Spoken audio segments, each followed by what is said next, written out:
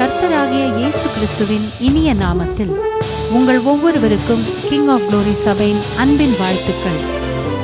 இப்பொழுதும் தலைமை போதகர் பாஸ்டர் வின்சென்ட் அவர்கள் வழங்கும் தேவ செய்தியை கேட்டு ஆசீர்வாதத்தை பெற்றுக் கொள்ளுங்கள். லேசியா இருந்தேன்னா உன் தாளந்தெல்லாம் நீ போதிக்க.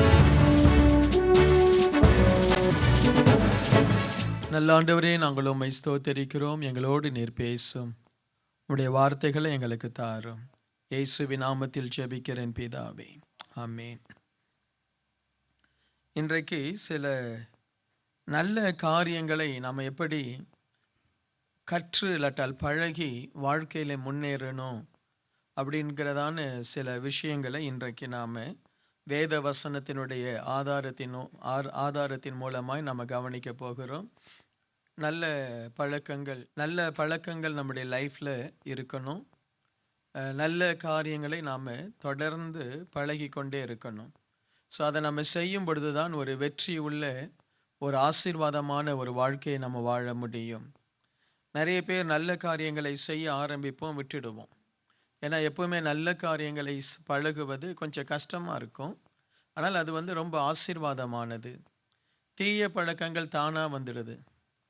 யாரும் நம்ம முற்களையோ இல்லாவிட்டால் சாபமான செடிகளை நம்ம வளர்ப்பதில்லை, அது தானாக முளைச்சிடுது. ஆனால் நல்ல செடிகளை நம்ம வளர்க்கணும் அப்படின்னா கொஞ்சம் பிரயாசப்படணும். அதே போல் நமக்குள்ள நல்ல காரியங்கள் இயற்கையாகவே ஆண்டவர் கொடுத்திருப்பார், அதை டெவலப் பண்ணணும். அதை தான் பழகு, நல்ல காரியங்களை செய்ய பழகு அப்படின்னு சொல்லி பழகு என்கிற ஒரு தலைப்பில் உங்கள் மத்தியில் தேவ செய்தியை கொண்டு வருகிறேன். இதை கேட்டு நீங்கள் ஆசீர்வாதம் பெறணும். முதலாவதாக உபாகமம் புஸ்தகம் 14வது அதிகாரம் 22வது வசனம். நீ உன் தேவனாகிய கர்த்தருக்கு எப்பொழுதும் பயந்து இருக்க பழகும்படி வருஷந்தோறும் நீ விதைக்கிற விதைப்பிலே வயலில் விளையும் எல்லா பலனிலும் தசம பாகத்தை பிரித்து அப்படின்னு சொல்லி அந்த வசனம் சொல்லுது. அதனுடைய அர்த்தம் என்ன?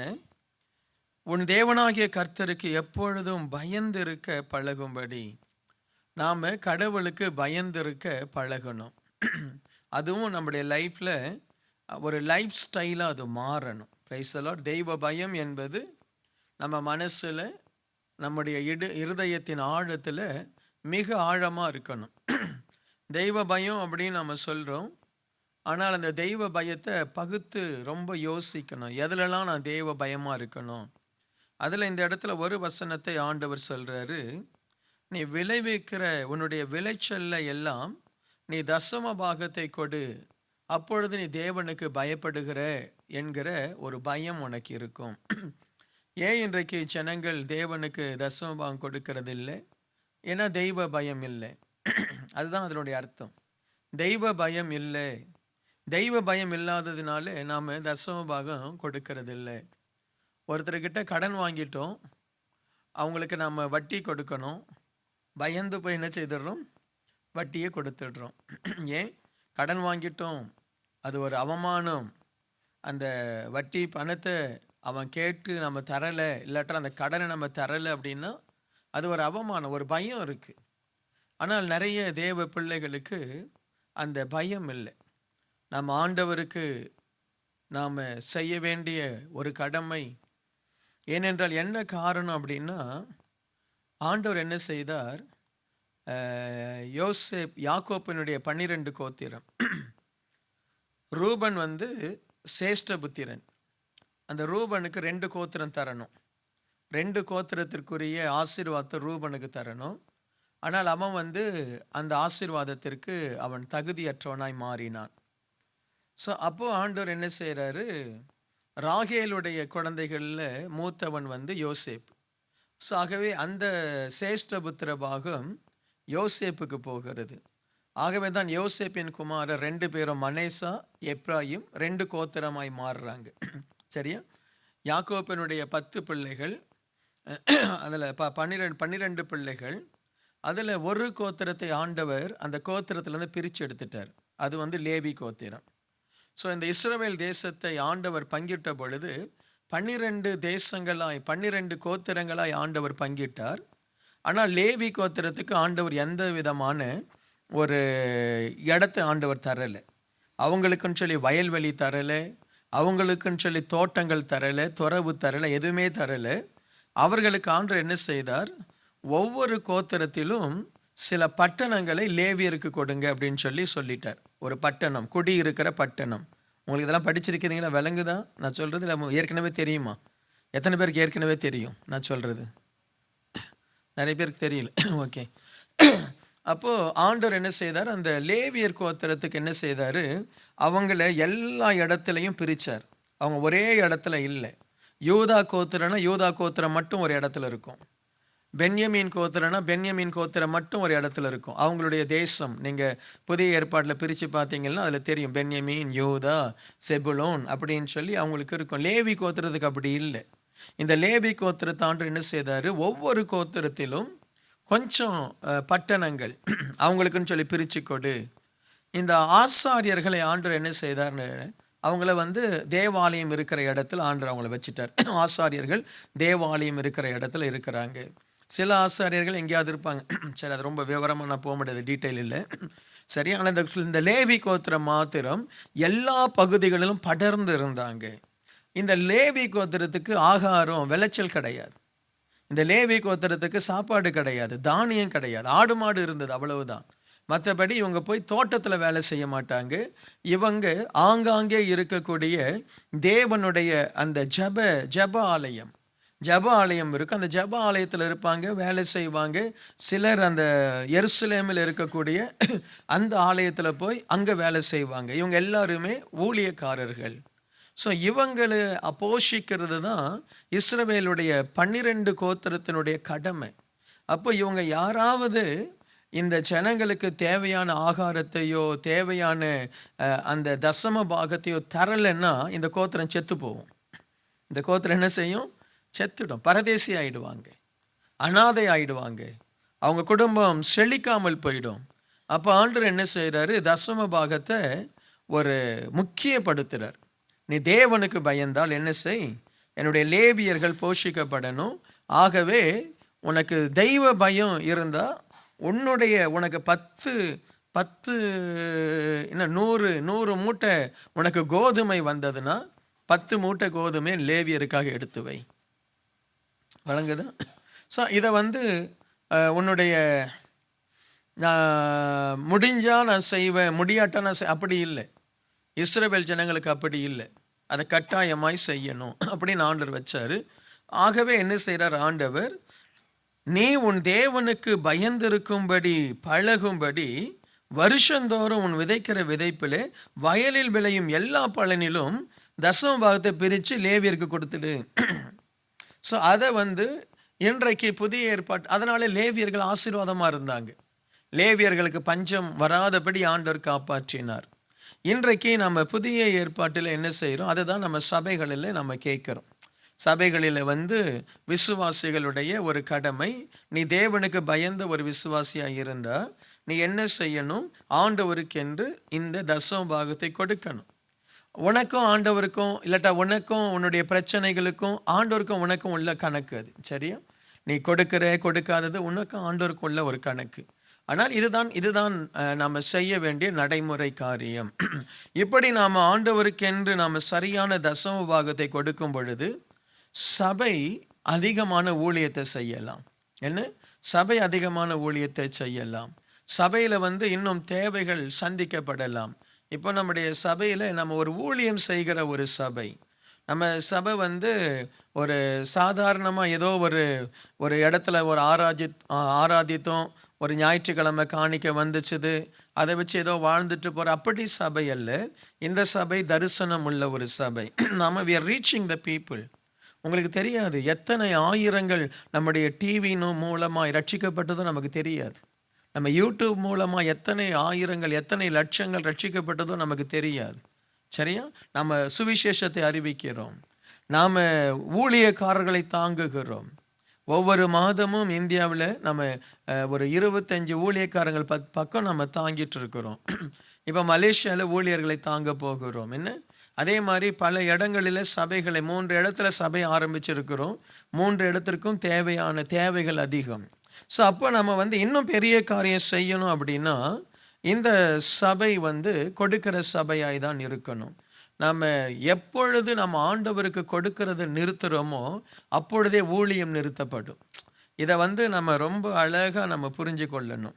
எப்போ ஒரு சபை, ஒரு விசுவாசி, அது எந்த சபையாக இருந்தாலும் சரி, என்னுடைய பிரசங்கம் இப்போ ஓரளவுக்கு உலகம் முழுவதும் போகிறதுனா நான் சொல்கிறேன், எந்த சபையாக இருந்தாலும் சரி, யார் தன் சபைக்கு தசம பாகத்தை காணிக்கை தரலையோ, ஒரு விசுவாசி தரலை அப்படின்னா அவங்க என்ன செய்கிறாங்க, ஊழியத்தை அவங்க பாதிக்கிறாங்க. தேவனுடைய சுவிசேஷ ஊழியம் பரவாது. மிஷினரிகள் எழும்ப மாட்டாங்க. பெரிய பெரிய எழுப்புதல் இல்லாவிட்டால் சுவிசேஷ கூட்டங்கள் நடத்த முடியாது. ஏன்னா நமக்கு சோர்ஸே பணம் தான். என்ன சோர்ஸ்? என்னதான்? பணம் தான். பணத்தை வைத்து தான் நம்ம ஊழியத்தை செய்ய முடியும். ஆண்டவருக்காக இல்லை நான் ஜபத்திலேயே இருந்து ஊழியம் செய்கிறேன், அதெல்லாம் இல்லை. நம்ம வந்து விதைக்கணும். ஆண்டவருக்காக விதைக்கணும், ஊழியத்துக்காக விதைக்கணும், கொடுக்கணும், பெரிய பெரிய ஊழியங்களை நாம் செய்யணும். ஸோ இது வந்து ஒன்று, ஆண்டவருக்கு பயப்படுறதுல ஒன்று. எப்படி நீ ஆண்டவருக்கு கொடுக்கிறாய்? முதல்ல உன்னையே கொடுக்கிறியா? உன்னுடைய காரியங்களை கொடுக்கிறியா? அடுத்து என்ன? நான் ஆண்டவருக்கு பயப்படுறேன். எப்படியெல்லாம் நான் பயப்படுறேன்? தயவு செய்து ஆண்டவரை கோபப்படுத்தாதே. என்ன? ஆண்டவரை கோபப்படுத்தாதே. ஸோ ஆண்டவருக்கு பயப்படுகிறவர்கள் தேவனை கோபப்படுத்தக்கூடாது. ஆமென். எந்த ஒரு விஷயத்திலையும் நம்ம கோபப்படுத்தக்கூடாது. இந்த கோபப்படுத்துறது அப்படின்னு சொல்கிறத வந்து நீங்கள் உங்களுடைய ஒரு பிள்ளை தாய் தகப்பனை ரொம்ப கோபப்படுத்துகிறான் அப்படின்னாலே அவன் வந்து தெய்வத்தையும் கோபப்படுத்துகிறான்னு அர்த்தம். சரியா? ஒருத்தன் தாய் தகப்பனை கோபப்படுத்துகிறான்.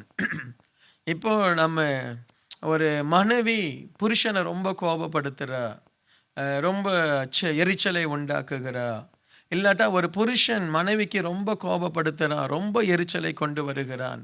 அப்படி பார்க்கும் பொழுதே நாம் என்ன செய்கிறோம்? தெய்வத்தை கோபப்படுத்துகிறோம். விளங்குதா உங்களுக்கு? Price alone.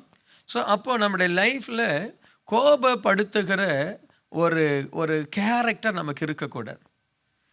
நாம் ஒரு மனுஷனை சாதாரணமாக ஒரு மனுஷனை கோபப்படுத்துகிறேன், உங்களை யாரையோ ஒருத்தரை குறித்து வச்சு உங்களை ஓவராக கிண்டல் பண்ணுறது, உங்களை வந்து மனதை வேதனைப்படுத்துறது, உங்களுக்கு கோபம் வர மாதிரி செய்கிறது. அப்போது நான் என்ன செய்கிறேன்? தெய்வத்தையே நான் கோபப்படுத்துகிறேன். அப்போ ஒரு தேவனுக்கு பயப்படுகிறவன் கோபப்படுத்தக்கூடாது, தெய்வத்தை கோபப்படுத்தக்கூடாது, நம்மை சுற்றி இருக்கிறோம் நம்ம கோபப்படுத்தக்கூடாது. நீங்கள் புரிந்து கொள்ளணும், உங்கள் நிமித்தமாய் உன்னுடைய மாமியார் கோபப்படுறாங்க அப்படின்னா நீ ஆக்சுவலாக தெய்வத்தை நீ கோபப்படுத்துகிறன்னு அர்த்தம். உன் நிமித்தமாக உன்னுடைய மருமகளை கோபப்படுத்துகிற, ஏதோ செய்கிற, நீ கோபப்படுத்துகிற. அப்போ பாருங்க, ஒரு தெய்வ பயம் இருக்கிறவர்கள் சாதாரணமாக ஒருத்தரை கோபப்படுத்தக்கூடாது. ஹலோ, இருக்கீங்களா? பிரைஸ் எல்லாம் யோசித்து பாருங்க. கோபப்படுத்தக்கூடாது. கண்டிக்கலாம். ஏமா சரியாரு, ஒழுங்காரு, என்ன கண்டிக்கலாம். ஆனால் கோபப்படுத்துகிற மாதிரி செய்யக்கூடாது. அப்பாவுக்கு எது கோபம்? அப்பாவுக்கு என்ன செய்தால் கோபம் வரும்? என்ன? அம்மாவுக்கு என்ன செய்தால் கோபம் வரும்? இல்லாட்ட நம்ம அறியாமலே ஒருத்தருடைய இருதயத்தை நம்ம வேதனைப்படுத்தி அவங்களை கோபப்படுத்தக்கூடாது. அப்படி செய்கிற ஒரு பழக்கம் இருந்தால் நீ தெய்வத்தையே கோபப்படுத்திட்டு இருப்ப, அவருடைய பிரமாணத்தை நீ மீறி கொண்டே இருப்ப, ஆண்டவருக்கு சொன்னதை நீ செய்யாமல் இருப்ப, தேவனுக்கு தர வேண்டிய நேரத்தில் அவரை போய் தரிசியாமல், அவரை ஆராதனைக்கு வராமல் ஏதாவது செய்கிற. தயவு செய்து ஆராய்ந்து பார், உன்னுடைய வாழ்க்கையில் தேவனை கோபப்படுத்துகிற தன்மை இருக்கா? பிரமாணங்களை மீறக்கூடாது. நமக்கு ஆண்டவர் கொடுத்த வேத வசனத்தின் பிரமாணங்கள் என்ன?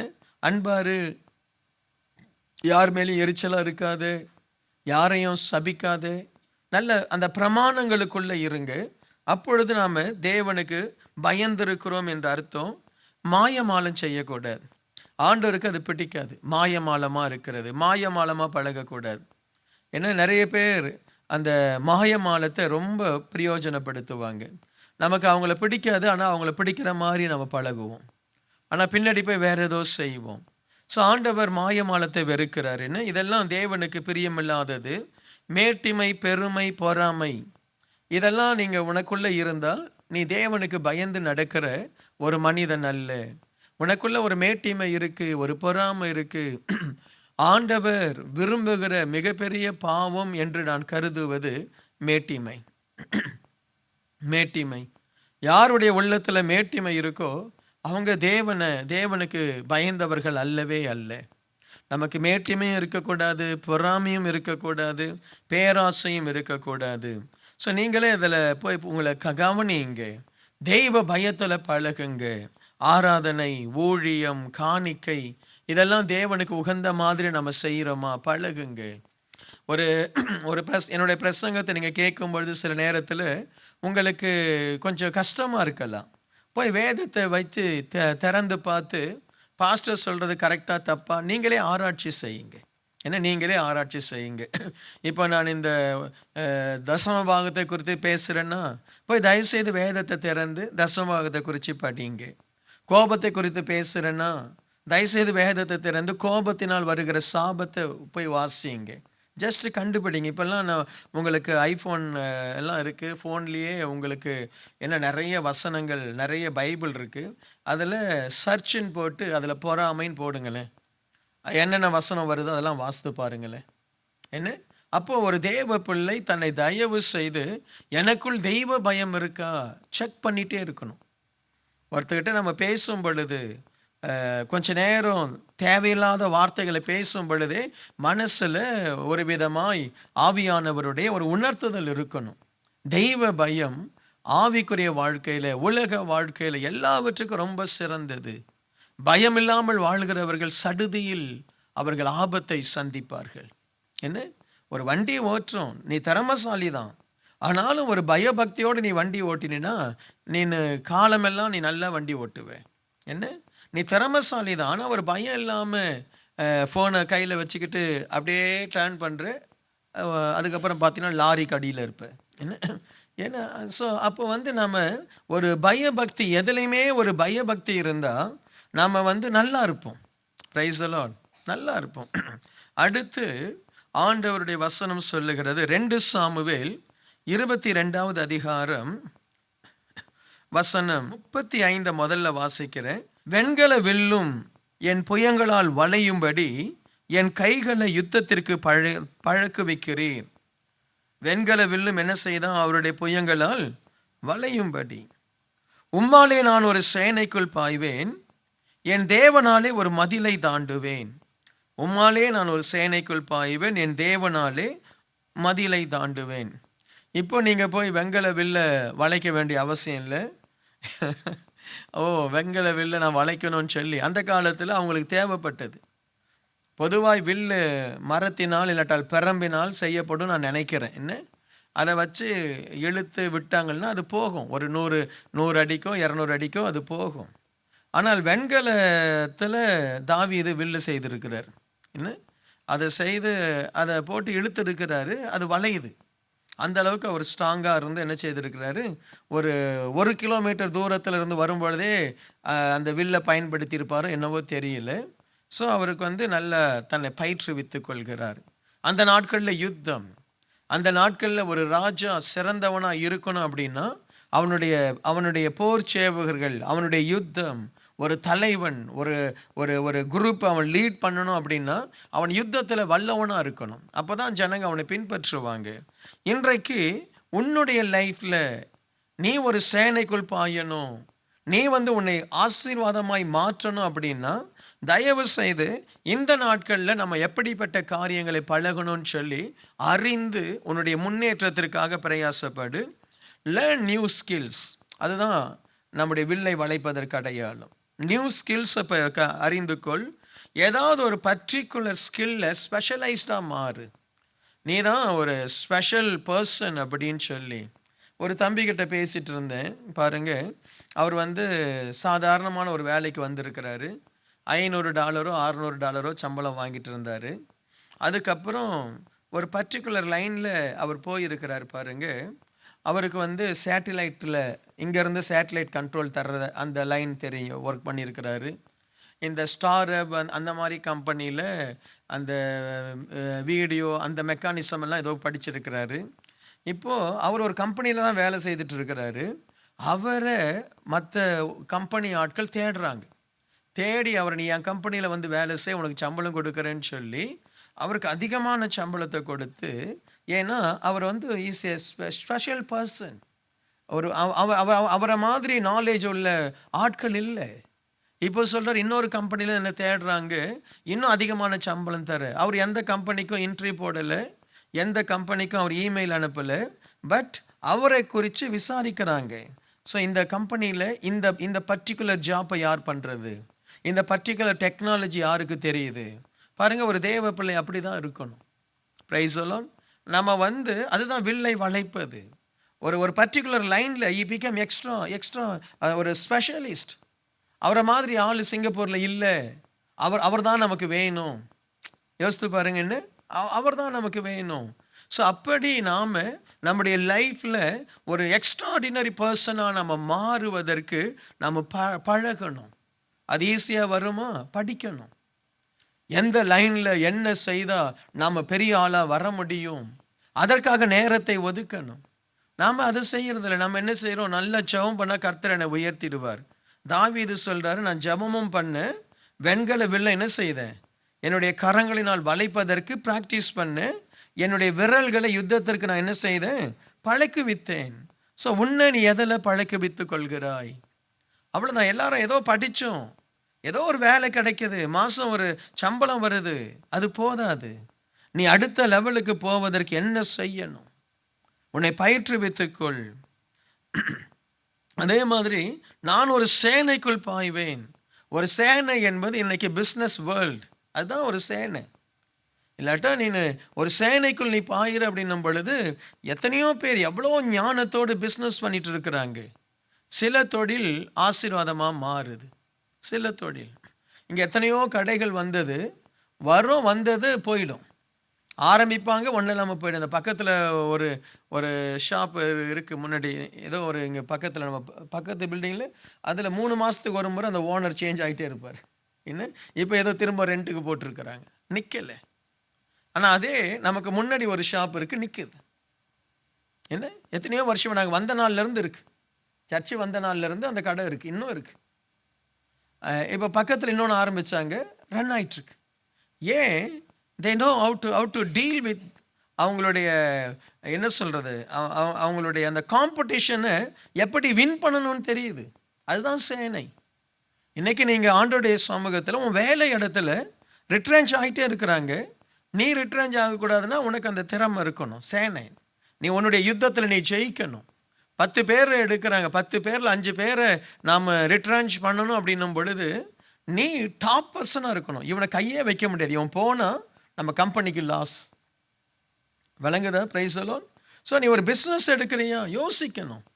சிலரெல்லாம் என்ன அருமையாக பிஸ்னஸ் பண்ணுறாங்க, எவ்வளோ கஷ்டப்பட்டு நைட் அண்ட் டே கஷ்டப்பட்டு தங்களுடைய வருமானத்தை அப்படியே பிஸ்னஸில் போட்டு குடும்பத்துக்கு கொஞ்சம் மனைவிக்கிட்டலாம் சொல்லி வைக்கிறாங்க, நீ பழைய ட்ரெஸ்ஸையே வச்சு அட்ஜஸ்ட் பண்ணு, நான் பிஸ்னஸில் வந்த பிறகு உனக்கு என்ன வேணுமோ வாங்கி தரேன்.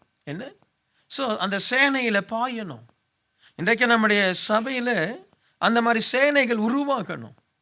எனக்கு நம்முடைய சபையில் நான் ஆசைப்படுறேன், பாதிக்கு மேலே பிஸ்னஸ் பீப்புளாக இருக்கணும். ஐ மீன், அப்போ நம்முடைய சபையில் ஒரு நாளும் வேலைக்கு பிரச்சனை இல்லை. ஒரு தம்பிக்கு வேலை போயிடுச்சு உடனே, பிரதர் இந்த தம்பியை ஒரு வேலை போட்டு கொடுங்க, ஒரு மேனேஜர் ஆக்குங்க.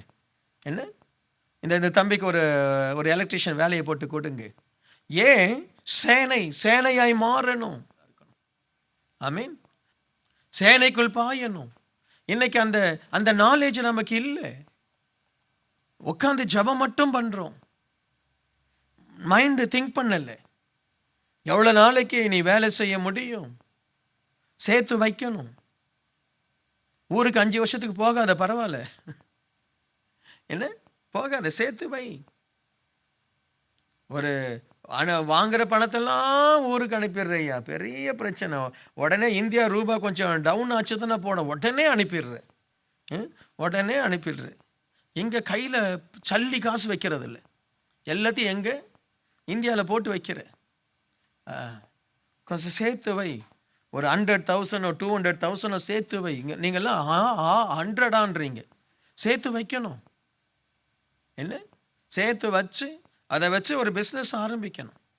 இன்னைக்கு கூட ஒரு அம்மாகிட்ட பேசிட்டு இருக்கும்போது சொன்னேன், இங்கே கடையில் எத்தனையோ புது நல்ல ஷாப்ஸை உருவாக்குறாங்க. என்ன? நல்ல அழகான சுடிதார், அழகான குழந்தைங்க ட்ரெஸ்ஸு. என்ன? நீங்கள் நினைக்கக்கூடாது எல்லாரும் அந்த பெரிய பெரிய ஷாப்பை தான் நோக்கி போவாங்க நினைக்கக்கூடாது. இந்த சின்ன ஷாப்பை கண் கவர்ற மாதிரி வச்சு ஒரு ஒரு 3 பேர். நம்ம ஆட்களுடைய பிரச்சனை என்ன தெரியுமா? இன்வெஸ்ட்மெண்ட். பணம் இல்லை, அதை எல்லாம் போய் அனுப்பிச்சிடுறாங்களே. பணம் இல்லை. ஒரு 2 பேரும் 3 பேரும் சேர்ந்து ஒரு ஆளுக்கு ஒரு 50,000 போட்டு ஒரு 150,000 இன்வெஸ்ட் பண்ணி ஒரு கடையை ஆரம்பித்து ஜொலிக்கிற மாதிரி வச்சு நான் ஏன் வரமாட்டேன்? நம்ம சர்ச் ஆட்களே வந்து வாங்குவாங்க. லாபத்தை முதல்ல குறை. என்ன 10% லாபம் வந்தால் போதும், அதுக்கப்புறம் லாபத்தை இன்க்ரீஸ் பண்ணிக்கலாம். அந்த மைண்டெல்லாம் வரமாட்டிருக்கு. அப்படியே அந்த பணத்தை அந்த 50,000 அப்படியே பார்த்துட்டு இருக்கிறான். 50,000 இருக்குது, ஸ்தோத்திரம் ஸ்தோத்திரம். அது எங்கத்துக்கு உதவ போகுது 50,000? ஆமீன். நீ சேனைக்குள் பாயணும். உன்னுடைய ஞானம் என்ன? உன்னுடைய திறமை என்ன? உன்னுடைய விவேகம் என்ன? ஆமீன். திங்க் பண்ணிட்டே இருக்கணும். ஒன்று நினைச்சு கொள்ளுங்க, எல்லாரும் ஊழியக்காரனாக மாற முடியாது. சபையில் இருக்க ஒரு மிகப்பெரிய பிரச்சனை என்ன தெரியுமா? சபையில் கொஞ்சம் ஞானம் வந்து கொஞ்சம் வல்லமை வந்தால் ஊழியக்காரனாக மாறணும்னு தான் ஆசைப்படுறாங்க. எல்லாரும் ஊழியக்காரனாக மாறக்கூடாது ஐயா. எல்லாரும் உங்கள் குடும்பம் முக்கியம், உங்கள் வேலை முக்கியம், உங்களுடைய முன்னேற்றம் முக்கியம். உன்னை ஆண்டவர் மோசையை போல கூப்பிட்டா மட்டும் ஊழியத்துக்கு வா. நீனே சும்மா நான் வந்துடுறேன்னு ஓடி வராது. அவருக்கு நீ வேண்டாம். நீ வேணும்னு தான் அவர் வந்து சொல்லியிருப்பாரு, மகனே வான்னு கூப்பிட்டுருப்பாரு. விளங்குதா? உடனே அதுக்கு மூஞ்ச தூக்கிக்கிறாங்க. என்ன பாஸ்டர் என்னை பயன்படுத்துவதே இல்லை. ஐயா, பாஸ்டர் உன்னை பயன்படுத்த வேண்டாம். நீ பெரிய காரியம் செய்யணும். இந்த உலகத்தில் நீ பெரிய மனுஷனாக வரணும், ஒரு பிஸ்னஸ் மேனாக வரணும். அதில் கான்சன்ட்ரேட் பண்ணு. நீ எல்லா நாளும் வந்து சர்ச்சில் உட்கார வேண்டிய அவசியம் இல்லை. நீ உழைக்கணும். புதன்கிழமை வந்துடு, அதுதான் உன்னுடைய ஐ ஓப்பனிங். சரியா? பிரைஸ் எல்லாம் புதன்கிழமை வந்துடு, ஐ ஓப்பனிங். மற்ற நாளெல்லாம் போய் வேலை செய், முன்னேறப்பாரு. நல்ல வேலையை தூக்கி போட்டு சர்ச்சில் வந்து ஊழியம் செய்ய வராது. Unless you are been call for that purpose. விளங்குதா? உன்னை ஊழியத்துக்கு ஆண்டவர் கூப்பிட்டுருந்தா இல்லாட்ட வராது. உன்னை யார் ஊழியம் செய்ய கூப்பிடுறா? வராது. பாஸ்டர் நான் சொல்றது முழு நேர ஊழியத்துக்கு ஈவன் உனக்கு நல்லா வேலையை செய்துட்டு வாரத்தில் ஒரு 3 மணி நேரம் எங்கேயாவது ஒரு ட்ராக்ஸ் கூட ஒரு ஆத்மாவை சந்தி. நான் ஊழியனாய் வர வேண்டும் ஆண்டவரே, நான் ஊழியனாய் வர வேண்டும். அவர் தான் உன்னை கூப்பிடல, நீ எதுக்கு கெஞ்சிட்டு கிடக்க?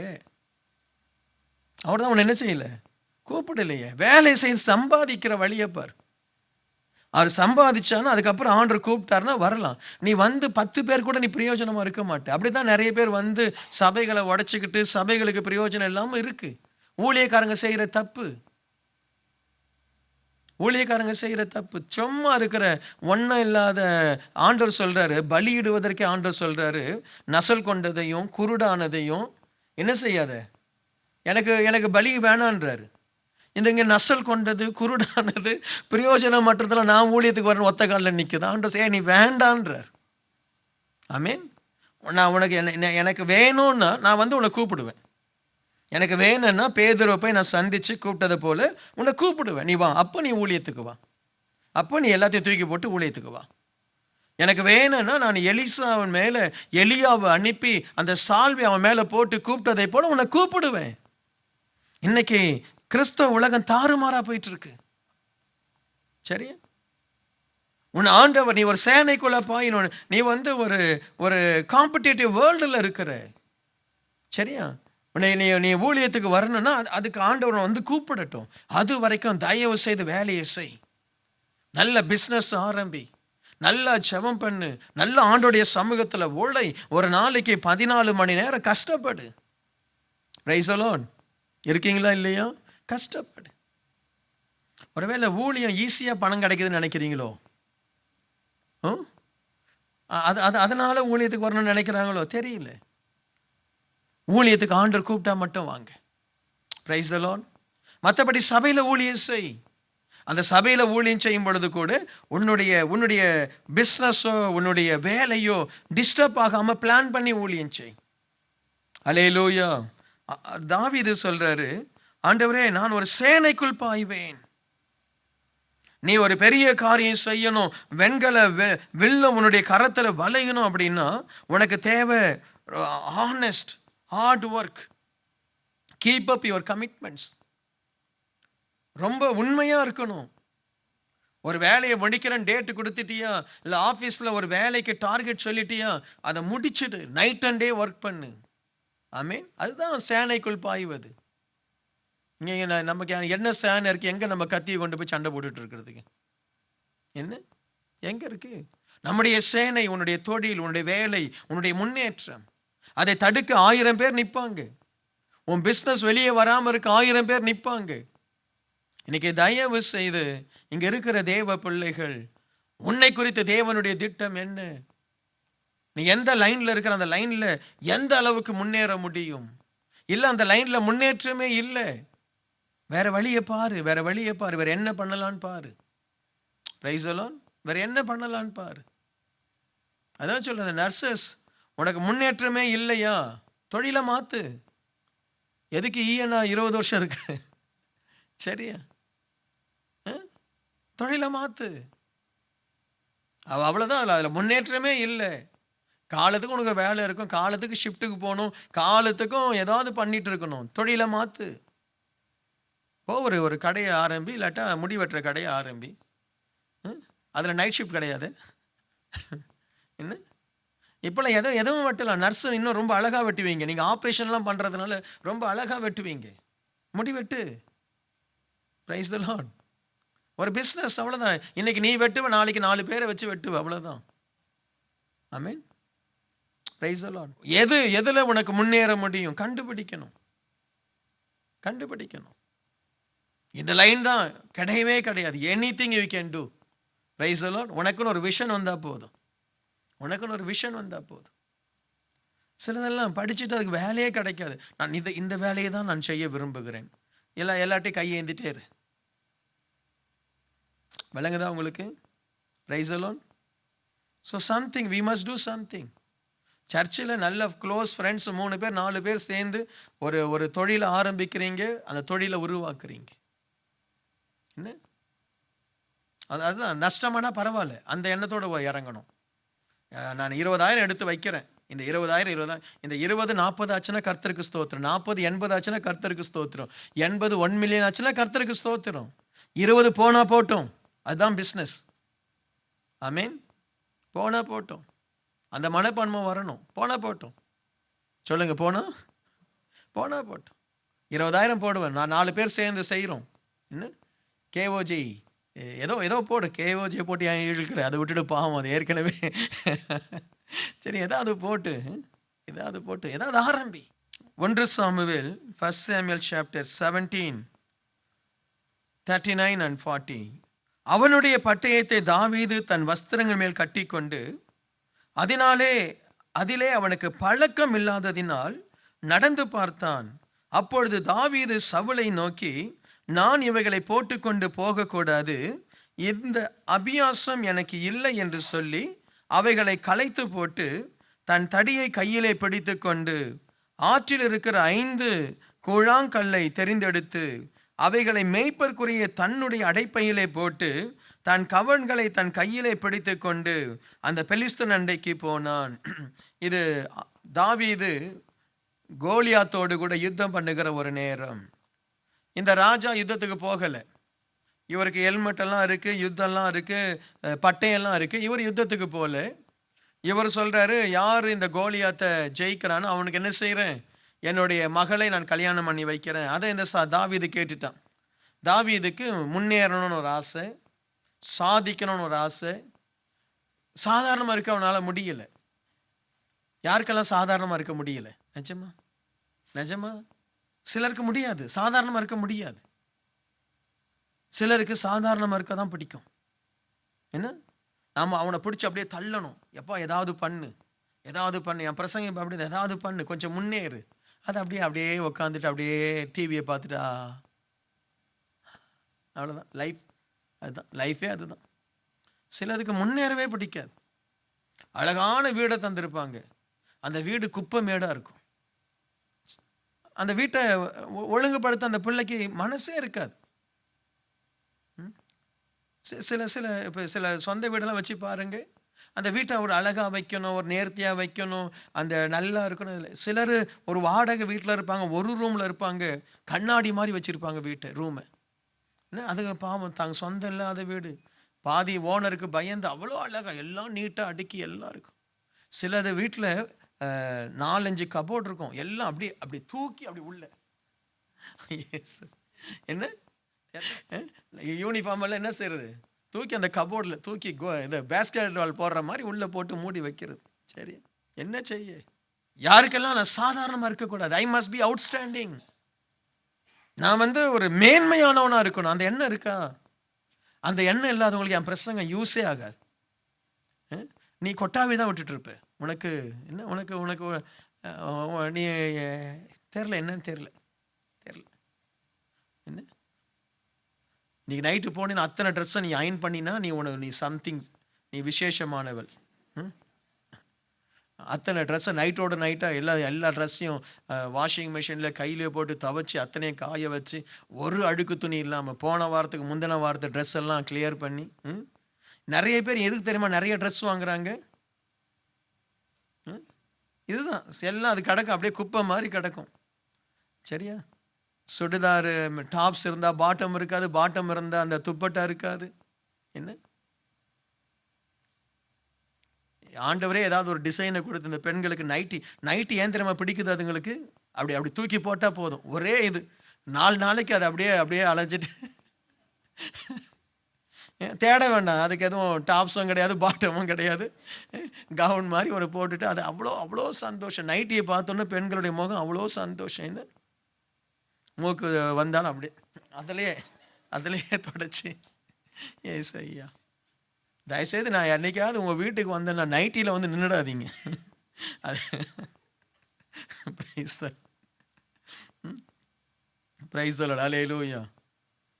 அப்படிதான் முன்னாடி ஒரு கம்ப்ளைண்ட் வந்துச்சு, பாஸ்டர் செல் குரூப் நைட்டியில் உட்காந்துருக்குறாங்க, பாஸ்டர் செல் குரூப் லீடர் என்ன பண்ணுறதுன்னு தெரியல.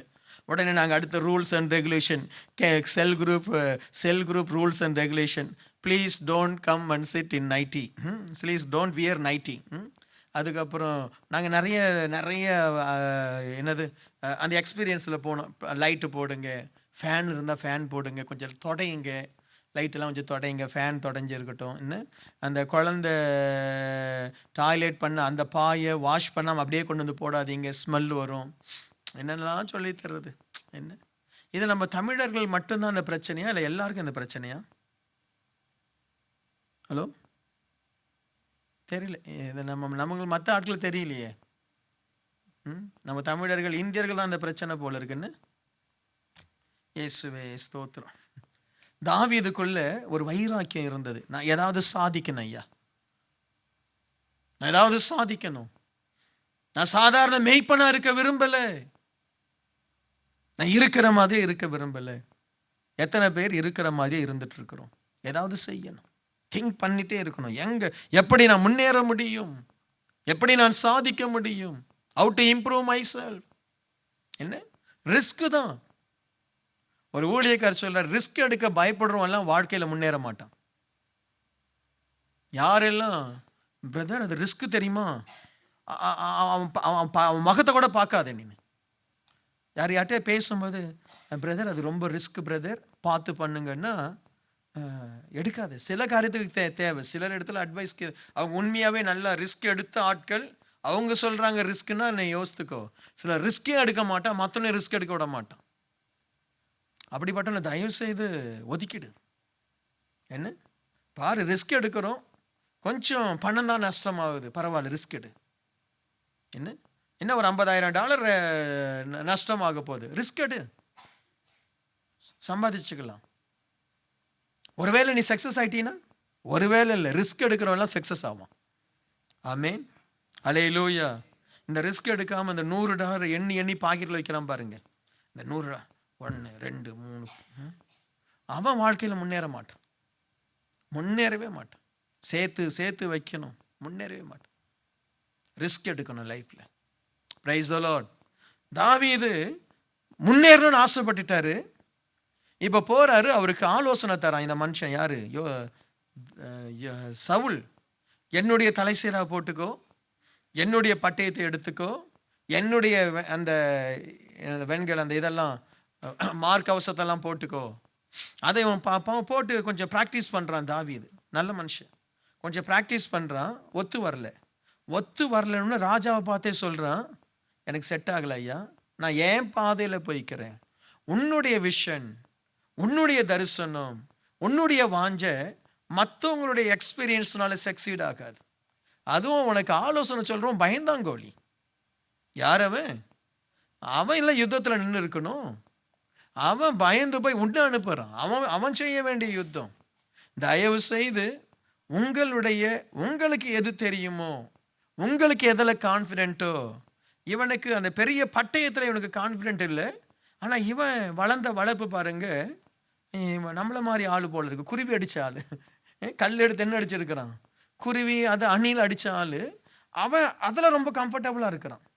பட்டயம் எனக்கு பிரச்சனை, எனக்கு அவ்வளோ வரல ஐயா, 5 கல் தன்னுடைய கவன் போதும். உனக்கு எதில் கான்ஃபிடென்ட் இருக்கோ அதில் இம்ப்ரூவ் பண்ணு. பிரைஸ் தி லார்ட், அல்லேலூயா. வேற யாரோ சொல்கிறாங்கன்னு சொல்லி மாற்றிடாத. உனக்கு எது கான்ஃபிடென்ட், எது உனக்கு ஆண்டவர் காண்பிக்கிறாரு, எதில் உனக்கு ஆண்டவர் ஒரு வெளிப்பாடு கொடுக்கிறாரு, எந்த லைனில் போனால், எந்த பிஸ்னஸ் பண்ணால், எந்த துறையில் நீ போனால் உனக்கு முன்னேற்றம் அடையும், என்ன மெத்தடு, கொஞ்சம் ஆலோசனை கேட்டுக்கோ.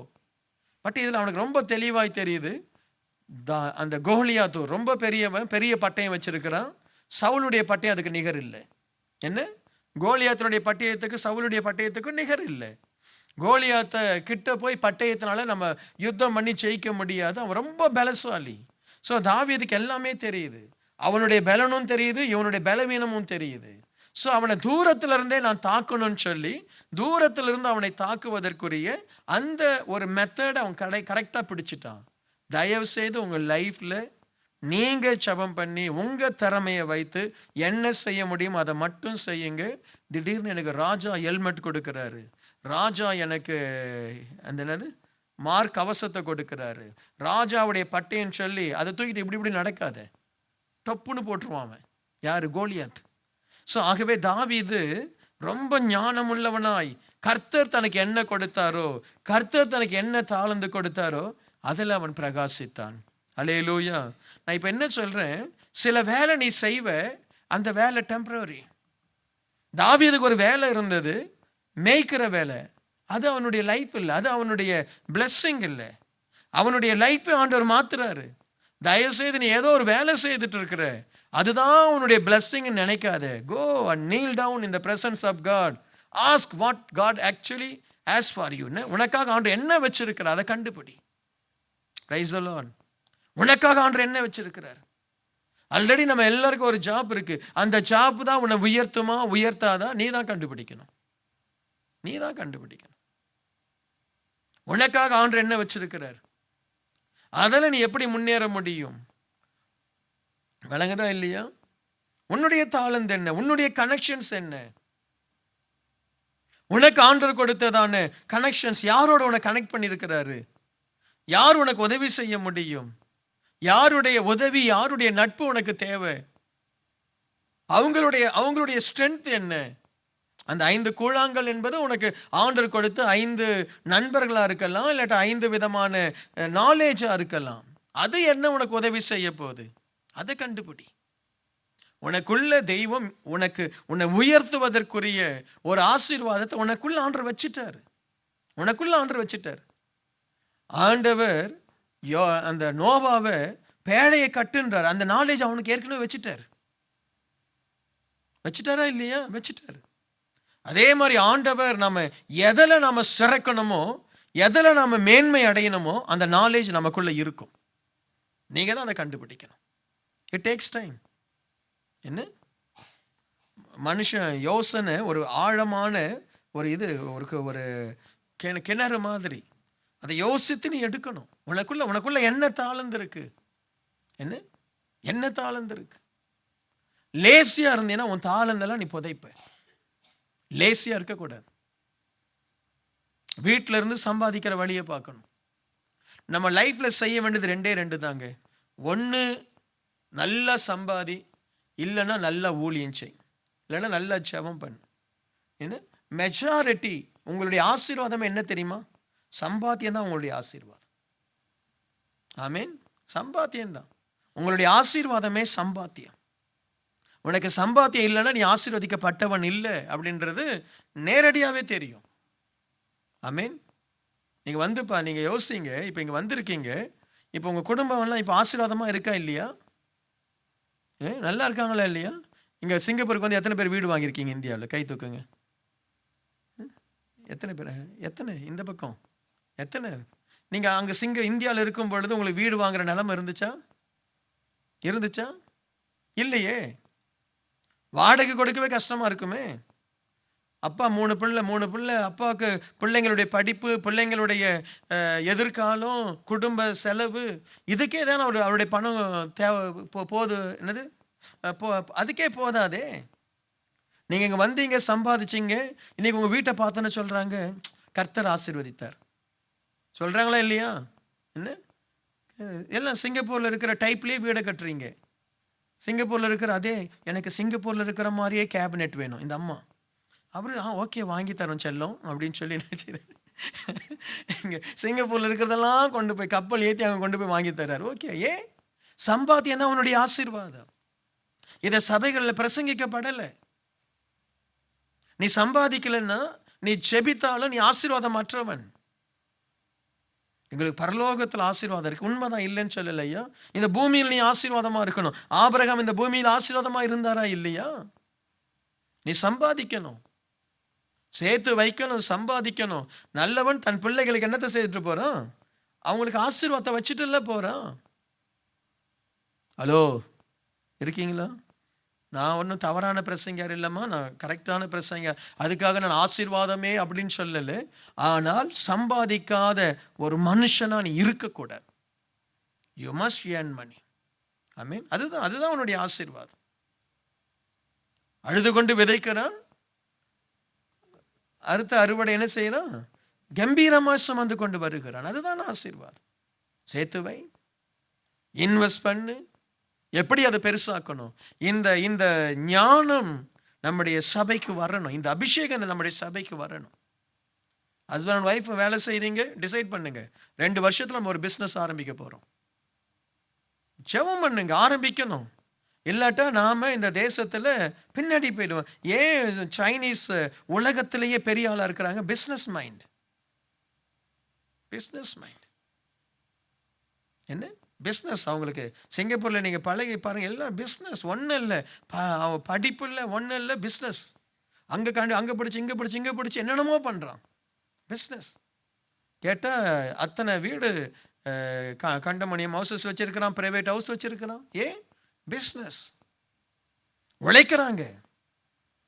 நம்ம ஆட்கள் 8 மணி நேரம் வேலை செய்யிட்டு வந்து நான் வீட்டில் வந்து அந்த ஒரு என்ன சொல்றது ஷோ, அவ்வளோ கஷ்டம். அப்படியே அந்த சோப்பாவில் உட்காந்து அப்படியே உட்காருறது. உடனே மனைவி வந்து எங்க இன்னைக்கு ரொம்ப வேலை, ஐயோ அந்த ஷர்ட்டோட கழட்ட மாட்டார்.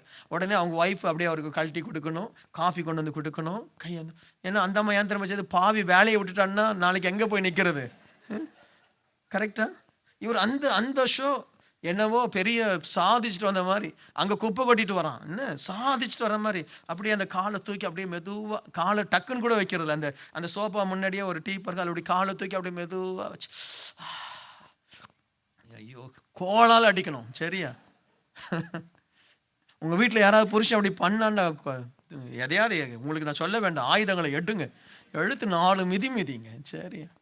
சம்பாதிக்க வக்கில்ல, கையை காலை என்ன அங்கே வலிக்குது இங்கே வலிக்குது. Price the Lord. சரியா ஐயா? சம்பாத்தியம். தாவீது மேன்மை அடைகிற அவனுக்குள்ள ஒரு வைராக்கியம் எப்படி பெருசாகிறது? கோலியாத்து கிட்ட செத்தாலும் பரவாயில்ல, கோலியாத்தை நான் ஜெயித்துட்டா நான் பெரிய ஆள். என்ன? செத்தாலும் பரவாயில்ல, நான் கோலியாத்தை மட்டும் நான் கொன்னுட்டேன்னா என் லைஃபே மாறிடும். மாறிடுச்சா இல்லையா? மாறிச்சே. ஆமென். ஹல்லேலூயா. பழகுங்க, திங்க் பண்ணிட்டே இருங்க. எப்படி முன்னேறணும், எப்படி சாதிக்கணும். நிறைய பேர் அதை திங்க் பண்றதில்ல. நீங்க திங்க் பண்ணினா உங்களுக்கு ஒரு வழி பிறக்கும். ஆண்டவர் உங்களை ஆசீர்வதிப்பார். ஆமென். ஹல்லேலூயா. திருவசனத்துல பழகுங்க. அதை மட்டும் சொல்லி முடிக்கிறேன். எபிரேயர் 5:13. பால் உண்ணுகிறவன் குழந்தையாய் இருக்கிறபடியினாலே நீதியின் வசனத்தில் பழக்கம் இல்லாதவனாய் இருக்கிறான். பால் உண்ணுகிறவன் குழந்தையாய் இருக்கிறான். நீதியின் வசனத்துல பழக்கம் இல்லாதவனா இருக்கிறான். ஒரு தேவ பிள்ளை நீதியின் வசனத்துல பழகணும், வசனங்களுடைய ஆழங்களுக்கு போகணும். Price the lord. ஸோ இந்த வசனத்தினுடைய ஆழத்துல போறதுனால தான் நான் இப்படிப்பட்ட உபதேசங்களை உங்களுக்கு கொண்டு வரேன். என்ன, இல்லாட்டா ஏதாவது ஒரு வசனத்தை சொல்லி ப்ராக்டிக்கலாக இல்லாமல் எதையாவது கர்த்தர் வந்தார், கர்த்தர் தொட்டார், கர்த்தர் சுகமாக்கினார், என்ன இல்லை. வசனத்தினுடைய ஆழத்துக்கு போங்க. என்ன உபதேசம்னா என்னன்னு கற்றுக்கொள்ளுங்க. சில வாசத்தில் தலைப்புகளை தர நீங்கள் அதில் பாருங்க. தேவனுடைய வழி நடத்துதல் வசனத்தின் மூலமாய் கற்றுக்கொள்ளணும், கீழ்ப்படிதலை கற்றுக்கொள்ளணும், உபதேசத்தை கற்றுக்கொள்ளணும், சீஷத்துவத்தை கற்றுக்கொள்ளணும், ஊழியம்னா என்ன, எப்படி நம்ம ஊழியம் செய்யணும்னு கற்றுக்கொள்ளணும், சபையை குறித்ததான காரியங்களை கற்றுக்கொள்ளணும், வருகையை குறித்து அறிந்திருக்கணும், ஜப வாழ்க்கை குறித்து அறிந்திருக்கணும், தீர்க்க தரிசனத்தை குறித்து அறிந்திருக்கணும். என்ன நிறைய இந்த வசனத்தின் ஆழத்துல, ஏன்னா நிறைய தவறான உபதேசங்கள் வருவதற்கு காரணமே வசன ஆழம் இல்லாததினால. வசன ஆழம் இல்லாததுனால மேலோட்டமா ஒரு வசனத்தை வச்சு அப்படியே நம்மளை அவங்க அதே சொல்லி சொல்லி நம்மளை இழுத்துட்டு போயிடக்கூடாது. எந்த உபதேசத்தையும் ஆழம் வரைக்கும் போங்க, சரியா தவறா. சில ஒன்லி தீர்க்க தரிசன ஊழியம் மட்டும் சொல்லுவாங்க, அது ரொம்ப டேஞ்சரஸ். இப்போ நமக்கு பொறுத்த வரைக்கும் ஒரு தீர்க்க தரிசன ஊழியம் சபை பக்தி விருத்திக்கு தான் தேவையே ஒழிய, நமக்கு வெளிப்படுத்தின விசேஷம் ரொம்ப அழகா இருக்கு. உலகம் எப்படி முடிய போகுதுன்னு ரொம்ப அழகா இருக்கு, வெளிப்படுத்தின விசேஷம் இருக்கு. இயேசு கிறிஸ்து வருகை என்கிற மிகப்பெரிய ஒரு தீர்க்க தரிசனம் நமக்கு இருக்கு. சரியா, சபைகள் எப்படி இருக்கணும்னு சொல்லி வெளிப்படுத்தின விசேஷத்தில் ஆண்டு ரொம்ப அழகா கொடுத்துட்டாரு. இனிமே ஒரு தீர்க்க தரிசனம், இயேசு கிறிஸ்துவை குறித்த ஒரு தீர்க்க தரிசனங்கள், இயேசு கிறிஸ்துனுடைய வருகை குறித்த ஒரு தீர்க்க தரிசனங்கள் நமக்கு ரொம்ப அவசியம் இல்லை. நீங்க மத்தேயு கடைசி பகுதியில் வாசிக்கும் பொழுது இயேசு கிறிஸ்து தான் வருகையில் என்ன நடக்கும், எப்படிப்பட்ட அநியாயம் நடக்கும், இயேசு கிறிஸ்துவை போல் அந்தி கிறிஸ்துகள் எழும்பி எப்படி ஜனங்களை வஞ்சிப்பாங்க, கடைசியில் என்ன நடக்க போகுது ரொம்ப அழகா கொடுத்திருக்கிறார். சரியா, இனிமே யாரோ ஒருத்தர் உங்களுக்கு வருகையை குறித்தெல்லாம் தீர்க்க தரிசனம் சொல்றதுன்னு அவசியமே இல்லை, அவசியமே இல்லை. அதே மாதிரி எனக்கு தெரிஞ்சிருக்கிற மாதிரி ஆண்டவர் வேதத்துல ஒரே ஒரு இடத்துல மட்டும்தான் நான் பார்க்குறேன், ஒரு சில இடங்களில் மட்டும்தான் பார்க்குறேன். பவுலுடைய நாட்களில் ஒரு தீர்க்கதரிசி எழும்பி சொல்கிறார், தேசத்தில் பஞ்சம் வரும், அவ்வளோதான். மற்றபடி இப்போ இந்த நாட்களில் நமக்கு ஊழியக்காரங்க சொல்கிற மாதிரி இந்த முதல் தேதியில் உட்கார்ந்து இந்த தேசத்தில் இது நடக்க போகிறது, இது நடக்க போகிறது, இதெல்லாம் நமக்கு தேவையே இல்லை. இதெல்லாம் உண்மையாகவே நமக்கு என்ன தேவையே இல்லை. அது அவங்க என்ன நடந்தாலும் அதோடு அவங்க அதை இணைச்சிடுவாங்க. நாங்கள் இப்படி சொன்னோம், அப்படி நடந்து விட்டது. அது என்ன, எல்லா தேசத்துலையும் அரசியல் பிரச்சனை வரும், எல்லா தேசத்துலையும் தண்ணீர் பிரச்சனை வரும், எல்லா தேசத்துலையும் நெருப்புனால பிரச்சனை வரும். சரியா, எல்லா தேசத்துலையும் கலவரம் நடக்கும், எல்லா தேசத்துலையும் பூகம்பம் என்ன செய்யும் வரும், எல்லா தேசத்துலையும் மழை அதிகமாக பெய்யும், சில தேசத்தில் மழை அதிகமாக பெய்யாது. ஸோ இதை ரொம்ப பெருசாக இது நடக்க போகுது, அதை நடக்க போகுது, உடனே அப்படியே ஆன்னு பார்த்துட்டு இதெல்லாம் நமக்கு தேவையில்லை. உன் வாழ்க்கைக்கு என்ன நடக்கும் அதை மட்டும் பார். பிரைஸ் தி லார்ட், அல்லேலூயா. சரியா, வாழ்க்கைக்கு என்ன நடக்கும். சரி, ஒரு நல்ல செய்தி சொல்றாங்க, ஒரு எழுப்புதல் வருது, சந்தோஷமா இருக்கு, ஜெபம் பண்ணு. தேசத்துல ஒரு எழுப்புதல் வருது, தேசத்துல சில பிரச்சனைகள் வரப்போது, ஜெபம் பண்ணுங்க. மற்றபடி ரொம்ப தீர்க்க தரிசனங்கள் ரொம்ப நமக்கு அவசியம் இல்லை. வேதத்துல என்ன தீர்க்க தரிசனம் இருக்கு அது போதும். உன்னை குறித்து தெளிவாய் ஒரு தீர்க்க தரிசனம் சொல்லக்கூடிய ஒரு ஊழியக்காரன் இருந்தா அவங்ககிட்ட போய் உன்னுடைய எதிர்காலத்தை கேட்டு தெரிஞ்சுக்கும். உன்னை பற்றி தெளிவாக சொல்லக்கூடிய ஒரு ஊழியக்காரன் இருந்தால் என்ன, உன்னை பற்றி தெளிவாக சொல்ல மாட்டாங்க. என்ன, உன்னை பார்த்தா கண்ட மாதிரி நீ கர்த்தர் உன்னை ஆசீர்வதிப்பார். நாளைக்கு எனக்கு என்ன பிரச்சனை அதுக்கு வழி சொல்லையா, நாளைக்கு எனக்கு என்ன ப்ராப்ளம், அதுக்கெல்லாம் இவங்களுக்கு தீர்க்க தரிசனம் வராது. தேசத்தை குறித்து தீர்க்க தரிசனம் சொல்லுவாங்க, தேசத்தில் அது வருது இது வருது. நான் சொல்கிறேன், தயவு செய்து கிங் ஆஃப் க்ளோரி, ஈவன் இதை பார்க்குற தேவச்சனங்கள் வசனத்தின் ஆழத்துக்கு போ, வசனத்தின் ஆழத்துக்கு போ. உன் வாழ்க்கைக்கு உகந்த செய்திகளை கேள், உன்னுடைய எதிர்காலத்துக்கு உகந்த செய்தியை கேள். இப்போ நான் சொல்கிறேன், இந்த செய்தி உனக்கு நீ சம்பாதிக்கிறதா உன்னுடைய ஆசீர்வாதமே. இதை யாராவது மாற்றி சொல்ல முடியுமா? இல்லை நீ தான் அது எனக்கு சம்பாத்தியமே வேண்டாம், நான் அப்படியே நடுத்தருவில் பிச்சைக்கார மாதிரியே இருந்து பரலோகம் போகணும் அப்படி நீ ஆசைப்பட்டினா கிங் ஆஃப் க்ளோரிக்கு வராத. அந்த மாதிரி சர்ச்சை பார்த்து போய் சேர். Price the Lord. நான் இல்லை பாஸ்டர், நான் பரதேசியாகவே இருக்கணும், நான் பிச்சைக்காரனாகவே இருக்கணும், நான் அப்படியே தரித்திரத்திலே இருக்கணும், நான் ஒன்றில்லாமல் இருக்கணும், நான் எல்லாவற்றையும் இழந்து பவுளை போல நான் பரதேசியாக அலையணும். அலை, உன்னை யார் வேணான்னா போ, அலை. ஹலோ, விளங்குதா? உனக்கு ஒரு குடும்பம் இருக்கு, உனக்கு பிள்ளைகள் இருக்கு, உனக்கு ஒரு நல்ல எதிர்காலம் இருக்கு. நீங்க நினைக்கிற மாதிரி ஆண்டவர் இன்னும் ஒரு 10 வருஷத்துல 20 வருஷத்துல வர மாதிரி எனக்கு தெரியல.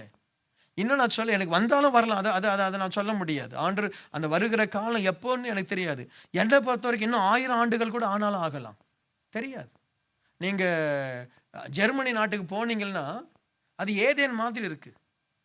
அந்த நாட்டில் பஞ்சம் என்னன்னு தெரியல, அந்த நாட்டில் சாபம் என்னன்னு தெரியல, அந்த நாட்டில் அவ்வளோ செழிப்பாக இருக்குது. அந்த நாட்டை பார்த்து இதுதான் நினச்சேன், ஏசாமி வரும்பொழுது உலகமே ஒரு மாதிரி இருக்குன்றாங்களே, இந்த நாடு இவ்வளோ நல்லா இருக்கு, இன்னும் 300 வருஷம் ஆனாலும் ஜெர்மனி ஒன்றும் ஆகாது, அன்லெஸ் ஏதாவது ஒரு சாபம் கீபம் வந்து ஏதாவது நடந்தா. ஸோ என்னுடைய கணிப்பில் இயேசு கிறிஸ்துனுடைய வருகைன்னு சொல்லி அந்த உபதேசத்தில் போகாது. நல்ல சுவிசேஷத்தை அறிவி, நல்லா ஜெபம் பண்ணு, நல்லா சம்பாதி, ஆண்டவருடைய வருகைக்கு ஆயத்தம் ஆயிரு, அவ்வளவுதான் முக்கியம். விளங்குதான் நான் சொல்றது? ஆண்டவருடைய வருகைக்கு ஆயத்தம் ஆயிரு, பரிசுத்தமாயிரு, நல்ல சுவிசேஷத்தை பண்ணு. இன்னைக்கு திருவசனத்தின் ஆழம் திருச்சபையில சொல்லி தரப்படாததுனால பாஸ்டருங்க ஒழுங்கா சொல்லி தரல, பயப்படுறாங்க. நம்ம ஏதாவது யாராவது ஒரு ஊழியக்காரரை டச் பண்ணிட்டா இந்த குடும்பம் வெளியே போயிடுமா? ஏன்னா இப்போ எல்லா எவாஞ்சலிஸ்டனுடைய வேரும் சபைகளில் இருக்கு. என்ன, இப்போ ஒவ்வொரு குரூப் இருக்கும். அவங்க அந்த ஊழியத்தை சார்ந்தவங்க, இவங்க இந்த ஊழியத்தை சார்ந்த, இவங்க இந்த ஊழியத்தை சார்ந்தவங்க, இவங்க இந்த தீர்க்கதரிசியை சார்ந்தவங்க, இவங்க இந்த டிவி மினிஸ்ட்ரியை சார்ந்தவங்க. நம்ம எதையாவது டச் பண்ணிட்டா இவங்க போயிட்டா நம்ம என்ன பண்றது? ஐயோ சாபம். அது சத்தியத்தை சத்தியமாய் சொல்லணும். அல்லேலூயா. சத்தியத்தை சத்தியமாய் சொல்லணும். இன்றைக்கு வசனத்துல பழக்கம் இல்லாததினால ஜனங்க வஞ்சிக்கிறாங்க. எத்தனை பேர் தீர்க்கதரிசின் வந்து தேசங்கள்ல சாபத்தை விதைச்சிட்டு போறாங்க. சுவிசேஷர்கள் வரணும், சுவிசேஷர்கள் எழும்பணும் உலகத்துல. அதுக்காக ஜெபம் பண்ணுங்க. எழும்ப வேண்டியவர்கள் சுவிசேஷகர்கள், நல்ல போதகர்கள். சுவிசேஷம் உலகத்துல எழும்புனா நம்முடைய தேசத்திலும், நம்ம எந்த இந்திய தேசத்திலும் தமிழ்நாட்டிலும் சுவிசேஷர்கள் எழும்ப ஜெபம் பண்ணுங்க. ஆத்தும பாரம் உள்ள சுவிசேஷகர்கள். இன்னைக்கு தமிழ்நாட்டில் எத்தனை சுவிசேஷர்கள் இருக்கிறாங்க? விரல் விட்டு எண்ணலாம். எல்லாம் பாஸ்டர் ஆயிட்டாங்க. எல்லாரும் என்ன ஆயிட்டாங்க? பாஸ்டர் ஆயிட்டாங்க. பாஸ்டர்னு சொல்ல மாட்டாங்க. அவங்க தனக்குன்னு ஒரு குறிப்பிட்ட நாளில் ஒரு ஜெபம், டியூஸ்டே இல்லாட்டா வெட்னஸ்டே இல்லாட்டா ஃப்ரைடே இல்லாட்டா மாசத்துல ஒரு நாள் பாஸ்டர் ஆயிட்டாங்க. ஆமென். இன்னைக்கு சுவிசேஷகர்கள் எங்கே? சுவிசேஷகர் ஒவ்வொரு வாரமும் ஒவ்வொரு இடத்தை நோக்கி பிரசங்கம் பண்ணணும், ஓடிட்டே இருக்கணும். சுவிசேஷகர்கள் எங்கே? ஆழம் இல்லை. சுவிசேஷர்ல சர்ச் ஆசீர்வதிக்கிறது இல்லை. சுவிசேஷர்கள் வந்தா சர்ச் என்ன செய்யுது? அவங்கள சப்போர்ட் பண்றது இல்லை. அதனால சுவிசேஷர்களுக்கு அவங்களுக்கு வருமானத்துக்கு வழி இல்லை. உடனே அவங்க புக்கை போட்டு எனக்கு காணிக்கை அனுப்பு அப்படின்னு சொல்லி அவங்க 4-5 தீர்க்க தரிசனத்தை எழுதி அவங்க காணிக்கை. சபைகள் மட்டும் சுவிசேஷர்களை தாங்கினால் ஜனங்க ரட்சிக்கப்படுவாங்க. ஆமென். இன்னைக்கு தேவை சுவிசேஷகர்கள், நல்ல தீர்க்கதரிசிகள், சபைகளை எழுப்புதல் அடைய பண்ணுகிற தீர்க்கதரிசிகள், சபையிலே பக்தி விருத்தி கொண்டு வருகிற தீர்க்கதரிசிகள். வசனத்தின் ஆழம் இல்லாததினால சபைகள் கெட்டு போது, சபைகள்ல ஒரு ஆணித்தரமான விசுவாசி இல்லை. இன்னைக்கு விசுவாசி ஓடிடுறான், சும்மாவே ஓடிடுறான். என்ன, அவனுக்கு நான் பிரைஸ் தி லார்ட் சொல்லலை பாஸ்டர், ஓடிடுறான். நான் ஒரு வாரமாக உடம்பு சரியில்லாமல் இருந்தேன், நீங்கள் வந்து என்னை பார்க்கல, ஓடிடுறான். என்ன, நமக்கு எப்படி தெரியும் நீ உடம்பு சரியாக இருந்தால் உடம்பு சரியில்லைன்னு எனக்கு எப்படி தெரியும்? Price the Lord. இருக்கீங்களா? விசுவாசி அந்த சீஷத்துவம் இல்லை இன்றைக்கு சபையில். வசனத்தினுடைய பழக்கம் இல்லை. ஒரு விசுவாசினா என்ன? ஒரு விசுவாசி எப்படி ஒரு சீஷனாய் மாறணும், ஒரு விசுவாசி எப்படி ஆசீர்வாதமாய் மாறணும், வசனத்தில் பழக்கம் இல்லை.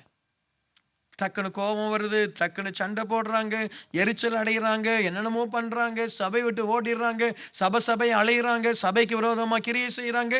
ஏன்? வசனத்துல பழக்கம் இல்லை. வசனம் என்ன சபையை பிரிக்கவா சொல்லி தருது? வசனம் என்ன சபையை உடைக்கவா சொல்லி தருது? சொல்லுங்க. Price the Lord. வசனத்துல ஆழம் இல்லை. வசனம் என்ன குடும்பத்தை பிரிக்கவா சொல்லி தருது? ஆமென். வசனத்துல ஆழம் இல்லை. வசனத்துல பழகணும். வசனத்துல ஒரு மனுஷன் பழகினால் இயேசுவை போல இருப்பான். அல்லேலூயா. இயேசுவை போல பேசுவான். இயேசுவை போல அவன் மற்றவர்களுக்கு ஒரு முன் உதாரணமாய் இருப்பான். அவன் யாருக்கும் பயப்பட வேண்டிய அவசியம் இல்லை. இன்னைக்கு வசனத்துல பழகுங்க. வசனம் ஒரு வாலிப பிள்ளை எப்படி இருக்கணும்? வசனத்துல பழகணும். என்ன? ஒரு திருமணமான பெண் எப்படி இருக்கணும்? வசனத்துல பழகணும். ஒரு புருஷன் எப்படி இருக்கணும்? வசனத்துல பழகணும். ஒரு சபையில் இருக்கக்கூடிய ஒரு லீடர் எப்படி இருக்கணும்? வசனத்துல பழகணும். அல்லேலூயா. வேலை இடத்துல எப்படி இருக்கணும்? வசனம் தான் உன்னை பார்த்துட்டே இருக்கு. வசனம் தான் நியாயம் தீர்க்க போகுது. பைபிள்ல இருக்கிற அத்தனை வசனங்களும் நம்மளை நியாயம் தீர்க்க போகுது. என் வசனத்தின்படி நீ இல்லை, என் வசனத்தின்படி நீ இல்லை, என் வசனத்தின்படி நீ இல்லைன்னு சொல்லி என்ன இருக்கீங்களா? Price the Lord. வசனத்துல பழகுங்க. இந்த சபை வசனத்தில் பழகணும். உங்களை பார்த்தாலே வசனத்துக்கு கீழ்ப்படுகிற பிள்ளைகள். இந்த சபையில் இருக்கிறவங்க வசனத்தில் கீழ்ப்படிஞ்சாங்கன்னா நமக்கு பிரச்சனையே இல்லை, பெரிய காரியத்தை செய்யலாம். எழும்பி கட்டுவோன்னா வந்து கட்டுவாங்க. Price the Lord. கர்த்தருக்கு கொடுப்போம்னு சொன்னா தாவீது சொல்றாரு, மோசே சொல்றாரு, அள்ளி கொண்டு வந்து கொடுக்கறாங்க. ஆமென். அல்லேலூயா. ஆண்டவருடைய சமூகத்தில் உபவாசம் இருக்கலன்னா சபையாய் வந்த உபவாசம் இருக்கு. ஏன் நீங்க மட்டும் இந்த இரவு வரணும்? இந்த சபையில் எத்தனையோ பேர், நூற்றுக்கணக்கான ஜனங்கள் இருக்க, ஏன் ஒரு சின்ன கூட்டம் மட்டும் வருது? வசனத்தில் பழக்கம் இல்லை. புதன்கிழமை வந்தா அது கத்தியில குத்துற மாதிரி தான் இருக்கும். அப்பதானே சரிப்படுத்த முடியும். Praise the Lord. அல்லேலூயா. வசனத்தில் பழகுங்க. என்னுடைய 17 வயசுல இருந்த வசனத்தில் நான் பழகுகிறேன். வசனத்தை எழுதுறேன், படிக்கிறேன், தியானிக்கிறேன். இரவும் பகலும் வசனத்தை தியானிக்கிற ஒரு கிருபையை தேவன் கொடுக்கிறார். வசனத்தின்படி நான் இருக்கிறேனா இல்லையா? மனுஷன் சொல்லுவான் என்னை பத்தி 1000 குறைகள், ஆனால் எனக்கு தெரியும் நான் வசனத்தின்படி இருக்கிறேனா இல்லையா? ஆமென். அல்லேலூயா. வசனத்தில் பழகு. வசனத்தில் பழகு. நீ வசனத்துல பழகுனா புறம் பேச மாட்டியே. நீ வசனத்துல பழகினா மற்றவங்களை பத்தி குறை சொல்ல மாட்டியே. இந்த பாஸ்டர் என்னைக்காவது உங்களை கூப்பிட்டு வச்சு யாரை பத்தி அதை குறை சொல்லி இருக்கிறேன்னா என்ன? பிரசங்கம் பண்றதுக்கு மட்டும் நான் சபைக்காக நான் பேசுவேன், அவ்வளவுதான். சில காரியங்களை விளக்கி சொல்வதற்காய். இல்லை யாரையாவது கூப்பிட்டு பிரதர் சிஸ்டர், அந்த சிஸ்டர் தெரியுமா, அந்த சிஸ்டர் அப்படி, இந்த பிரதர் அப்படி, என்னைக்காவது யாரையாவது கூப்பிட்டு பேசியிருப்பேன்னா? நெவர். பேசினா அவங்களை நேரடியாக அவங்களை கூப்பிட்டு பேசும், அவ்வளோதான். சிலர்கிட்ட பேசவும் மாட்டேன், தண்ணி தெளிச்சு போ, நீ திருந்த மாட்டேன்னு தெரியும் எனக்கு, போ. ஒரு நாளைக்கு நியாய தீர்ப்பு வரும், அன்னைக்கு நீ வந்து என்னமோ ஆகு போ. ஏன்னா சிலரை ஏற்றுக்க மாட்டாங்க வசனத்தை. சிலர் வந்து சில காரியங்களை கேட்டுக்க மாட்டாங்க, சொன்னாலும் அதை வேறு விதமாக பேசுவாங்க. சரியா? ஸோ அதனால பைபிள்லேயே இருக்கு, ஆண்டவர் ரத்தத்தை தெளிச்சார், நாங்களும் தெளிச்சு ஆண்டவர் நீர் பார்த்துக்கொள்ள உங்கள் கருத்தில். அந்த பிலாத்து கையை கழுவுனால்னு அது மாதிரி ஆண்டுடைய சமூகத்தில், சுவாமி இது திருந்தாத ஜென்மம், உணராத இருதயம், நன்மையில் என்னைக்குமே தீமை பக்கம் தான் நிற்கும். சிலருடைய ஆவி அது என்னைக்குமே தீமை பக்கம் தான் நிற்பாங்க. சிலர் பார்த்துருக்கீங்களா? சில நம்ம கட்சியில் பார்த்தா அவன் போகிற கட்சியெல்லாம் எதிர்கட்சி ஆகும். பார்த்துருக்கீங்களா? சில எம்எல்ஏவோ இல்லாட்டா ஒரு சில தலைவனோ இருப்பான், அவன் போகிற கட்சியில் என்ன கட்சியாக மாறும்? அவன் ஒரு நாள் ஆள மாட்டான். சில ஆட்கள் அப்படி தான், எப்பவுமே எதிர்கட்சி, எப்பவுமே எதிர்க்கிறது தான் வேலை. அது அவர் சரியாய் செய்யவில்லை, அது அவர் சரியாய் சொல்லவில்லை, அவர் ஏன் கருப்பு கலர் கோட்டு போட்டார், அவர் ஏன் இப்படி நடக்கிறார், அவர் ஏன். ஸோ அது தண்ணி தெளித்து நியாய தீர்ப்பு வரும், காத்திரு. என்ன வரும்? நியாய தீர்ப்பு வரும், காத்திரு. அவ்வளோதான். வேற என்ன செய்ய முடியும்? வசனத்தில் பழகணும். ஆமீன். வசனத்தில் பழகணும். வசனம் என்ன சொல்லுது? ஆண்டவரே, ஆழமான வசனம். அவன் பால் உண்ணுகிற குழந்தையா இருக்கிறான், அதனாலே அவன் நீதியின் வசனத்தில் பழக்கம் இல்லை. நீதியின் வசனம் வெட்டு 1 துண்டு 2. நீதிமொழிகள் எல்லாம் பாருங்க, வெட்டு 1 துண்டு 2 இருக்கும். எந்த நீதிமொழி எடுத்தாலும் இதை செய்தால் சாவான், இதை செய்தால் பிழைப்பான். என்ன நீதிமொழி? எனக்கு அதனால நீதிமொழி ரொம்ப, எனக்கு நீதிமொழியில் அந்த வசனம் சொல்கிறது, அந்த தவறான அது எதிர்மறையான வார்த்தையை ரொம்ப குறிப்பேன். அதுக்குன்னு சொல்லி ஒரு ரெட் கலர் பென்சில் வச்சுருக்கிறேன், அதை ரெட் கலரில் போடுவேன். இந்த கீழே இருக்கிற ஆசீர்வாதத்தோட மேலே இருக்கிறது ரொம்ப ஆபத்து. என்ன? கீழே இருக்கிற ஆசீர்வாதத்தோட மேலே இருக்கிறது ரொம்ப ஆபத்து. ஏதாவது ஒரு வசனத்தை வாசிப்போமே, ஒரு 2 நிமிஷம். நீதிமொழிகள் 5:22 வாசிப்போமே. துன்மார்க்கன் அவனுடைய அக்கிரமங்களே பிடித்து கொள்ளும், தன் பாவ கயிறுகளால் கட்டப்படுவான். இதை யாராவது நீங்கள் அண்டர்லைன் பண்ணுவீங்களா? பண்ண மாட்டீங்களே. சரியா? அவன் புத்தியை கேளாததினால் என்ன செய்தானா, மடிந்து தன் மதிக்கேட்டின் மிகுதினால் இதெல்லாம் நான் குறித்து வைப்பேன். எப்பா எனக்கு இந்த இந்த இந்த மாதிரி குணம்லாம் எனக்கு வர வேண்டாம். நான் யாரா இருக்கக்கூடாது? துன்மார்க்கனா இருக்கக்கூடாது. நீதிமொழிகள் 11:10 9 வாசிக்கிறேன். மாயக்காரன் தனக்கு அடுத்தவனை வாயினால் கெடுக்கிறான், நீதிமானும் அறிவினால் தப்புகிறான். நீதிமான் நன்றாய் இருந்தால் பட்டணம் களி கூறும், துன்மார்க்கர் அழிந்தால் கம்பீரம் உண்டாகும். துன்மார்க்கர் அழிந்தால் இப்படி எல்லாத்துலேயும் நீதிமொழிகள் அந்த நெகட்டிவ் ஆட்களை சொல்லிட்டே வரும். அவன் அழிந்தா, அவன் செத்த, அவன் போனா, அப்படியே அவன் வரும். ஸோ ஒரு தேவ பிள்ளை வசனத்தில் பழகணும். Praise alone. வசனத்தை வாசித்து எந்த வசனங்களை, சில வசனங்களை மனசில் வச்சு சில வசனங்களை டிசிஷன் எடுத்து அதை அடிக்கடி சொல்லிட்டே இருக்கணும். ஆண்டவரே, நான் ஒரு துன்மார்க்கனா இருக்கக்கூடாது, நான் ஒரு அநீதி உள்ளவனா இருக்கக்கூடாது, நான் ஒரு கீழ்ப்படியதானா இருக்கக்கூடாது, நான் மாயையை பின்பற்றுகிறவனா இருக்கக்கூடாது. நிறைய பேருக்கு மாயையை உண்மைன்னு நினச்சி பின்பற்றுவாங்க. அது பாவம். அவங்கள நம்ம குறை சொல்லவே முடியாது. அது மாயை. இந்த உலகத்தில் நிறைய ஊழியங்களில் நிறைய ஊழியக்காரனுக்குள்ள பிசாசு இருக்கிறான். தெரியாது ஜனங்களுக்கு. நிறைய ஊழியக்காரனுக்குள்ள பிசாசு இருக்கிறான்.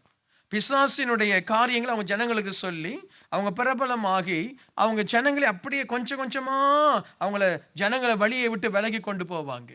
ஜனங்களுக்கு தெரியாது, மாயையை பின்பற்றுவாங்க. எந்த ஒரு ஊழியக்காரனையும் பிளைண்டா பின்பற்றாத, என்னையும் பிளைண்டா பின்பற்றாத. நான் சொல்ற பிரசங்கங்கள், வசனங்கள் ஆராய்ந்து பாரு, அதுக்கப்புறம் பின்பற்று. Price the Lord. பிளைண்டா யாரையும் பின்பற்றாத. எனக்கு இந்த ஊழியக்காரர் தான் பிடிக்கும், அவர் தான் எனக்கு தேவன், நீ போ. Price the Lord. வசனத்தின் ஆளா இருக்கணும். அல்லேலூயா. இன்னைக்கு எதை நீங்க பழகுறீங்க? முன்னேறுவதற்கான காரியங்களை யோசிங்க. நல்ல நிலத்தில் விதைக்கப்பட்ட விதைகளை போல நல்ல காரியங்களை யோசிங்க, பழகுங்க. Price the Lord. அப்படியே நம்ம எழுந்து நின்று ஜெபம் பண்ணுவோமா? எல்லாரும் ஏசப்பாட்ட ஜெபம் பண்ணுவோமா? ஆண்டவரை முன்னேற பண்ணணும். உன் வாழ்க்கையில் நீ வெற்றி எடுக்கணும். நீ வாழ்க்கையில் ஐஸ்வர்யமும் ஆசீர்வாதமாய் மாறணும். கர்த்தருக்கு அள்ளி கொடுக்கணும். இன்னைக்கு வாங்குற சம்பளத்தை தசமபாகமாக கொடுக்கிற அளவுக்கு கர்த்தருனை உயர்த்தணும். சபைகளை கட்டுகிற மனுஷனா நீ மாறணும். மிஷனரிகளை அனுப்புகிற மனுஷனா நீ மாறணும். அப்படிப்பட்ட ஒரு வல்லமை உனக்குள் இறங்கும்படி ஜெபி.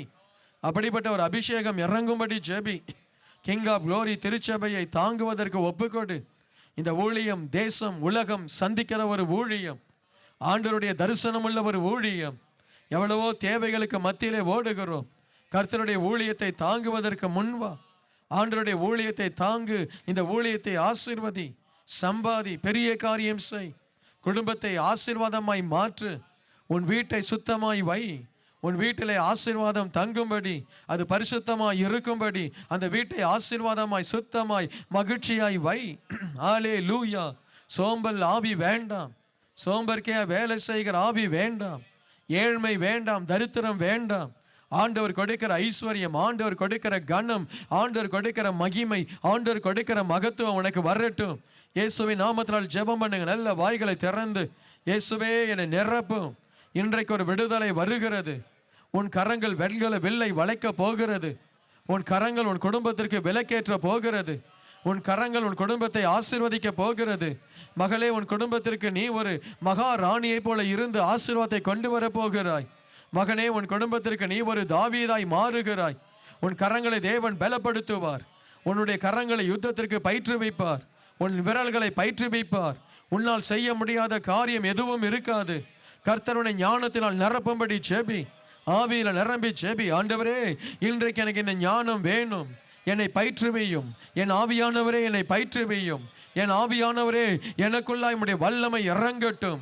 பரிசுத்த ஆவியானவரே, ஆண்டவரே, தகப்பனே, எலியா ரதத்திற்கு முன்பாய் ஓடினதை போல நான் ஓடும்படி எனக்குள்ளாய் ஆண்டவரே ஒரு வைராக்கியம் பிறக்கட்டும்.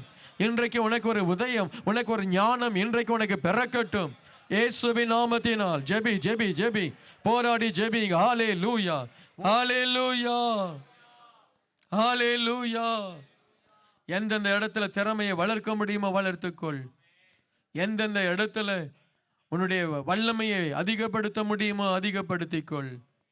அதற்காகத்தான் நாம் இந்த புதன்கிழமை வருகிறோம். ஏதோ சும்மா வந்து ஒரு ஆராதனை செய்து விட்டு போக வரல. Sharpen your self. உன்னை கூர்மையாக்கிக்கொள். உன்னை கூர்மையாக்கிக்கொள். முன்னேறும்படியான வழிகளை சிந்திங்க. இந்த வாரம் முழுவதும் நான் என்ன செய்யணும் ஆண்டவரே, என்ன செய்யணும் ஆண்டவரே, முன்னேறுவதற்கு என்ன செய்யணும், அதையே சிந்திங்க. செயல்படுங்க. கர்த்தர் உங்களை ஆசீர்வதிப்பார். பரலோக பிதாவே, இந்த பிள்ளைகளை ஆசீர்வதித்து அனுப்புகிறேன். ஒவ்வொருவருக்குள்ளும் தேவ ஞானமும் தேவ கிருபையும் செயல்படட்டும். இவர்கள் பெரிய காரியம் செய்யட்டும். இயேசுவின் நாமத்தினால் ஆசீர்வதித்து ஜெபிக்கிறேன் பிதாவே, ஆமென். தூத்துக்குடி பகுதியில் கிங் ஆஃப் குளோரி ஜெப மையம் திங்கள் முதல் சனிக்கிழமை வரை காலை 9 மணி முதல் மாலை 6 மணி வரை செயல்படுகிறது. உங்களுடைய ஜெப தேவைகளுக்கு நீங்கள் எங்கள் ஜெப மையத்தை அணுக வேண்டிய முகவரி king of glory prayer centre, 4/3A, new salt colony, Tiruchendur road, Thoothukudi 628003. தொடர்பு கொள்ள மொபைல் நம்பர் 8220014177. இந்த ஊழியத்தை நீங்கள் தாங்க விரும்பினால் உங்கள் காணிக்கைகளை கிங் ஆஃப் குளோரி என்ற பெயருக்கு காசோலையாகவோ டிமாண்ட் டிராஃப்டாகவோ அனுப்பலாம். எங்கள் account number Karur Vysya bank 1202135000003195. IFSC code KVBL 0001-202. தயவு செய்து உங்கள் தசம பாகங்களை எங்களுக்கு அனுப்ப வேண்டாம். அது உங்கள் சபைக்குரியது.